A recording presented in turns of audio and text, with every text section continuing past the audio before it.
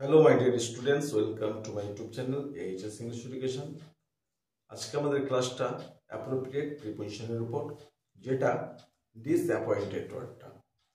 Disappointed অর্থাৎ নিরাশ বা হতাশ, ঠিক আছে। তো ডিসঅ্যাপয়েন্টেড এই ওয়ার্ডের পরে আমরা দুই রকম প্রিপোজিশন ব্যবহার করতে পারি। হ্যাঁ, ইন ব্যবহার করতে পারি এবং উইথ ব্যবহার করতে পারি।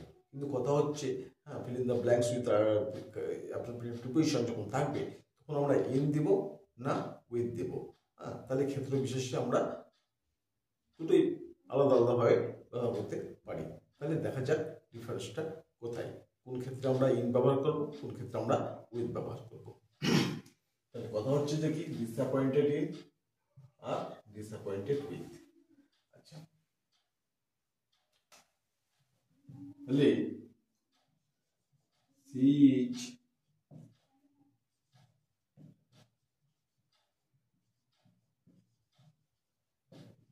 disappointed in her progress. In her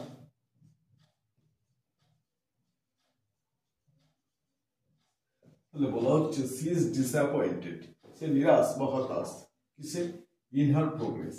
ঠিক আছে, তাহলে প্রোগ্রেসের উপর, তার ইমপ্রুভমেন্টের উপর, ঠিক আছে, তাতে সে নিরাশ, একটা ব্যাপারের উপর, এই তো। কিন্তু ডিসঅ্যাপয়েন্টেড পরে আমরা উইথ তখন দেব যখন দেখব এটা কোনো ব্যক্তির সঙ্গে সম্পর্কিত, ঠিক আছে, কোনো ব্যক্তির সঙ্গে, কারোর সাথে।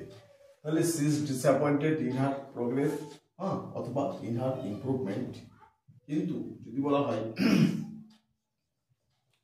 সি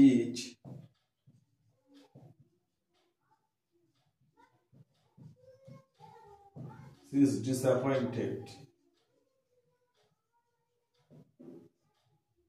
with, এখানে ব্যবহার করলো উইথ, তাহলে সেটা কি দাঁড়াচ্ছে with her son, with her son। তাহলে she is disappointed with her son, অর্থাৎ সে নিরাশ কার প্রতি, তার ছেলের প্রতি, ঠিক আছে। কি জন্য? for not improving, for not improving অর্থাৎ আশানুরূপ অগ্রগতি হচ্ছে না, এই জন্য, ঠিক আছে। তাহলে ব্যক্তির প্রতি যখন সে ডিসঅ্যাপয়েন্ট হচ্ছে, তখন আমরা ব্যবহার করছি উইথ। কিন্তু কোনো বিষয়ের উপর, কোনো ঘটনার উপর, ঠিক আছে, যখন সে ডিসঅ্যাপয়েন্ট হচ্ছে তখন আমরা ব্যবহার করছি ইন।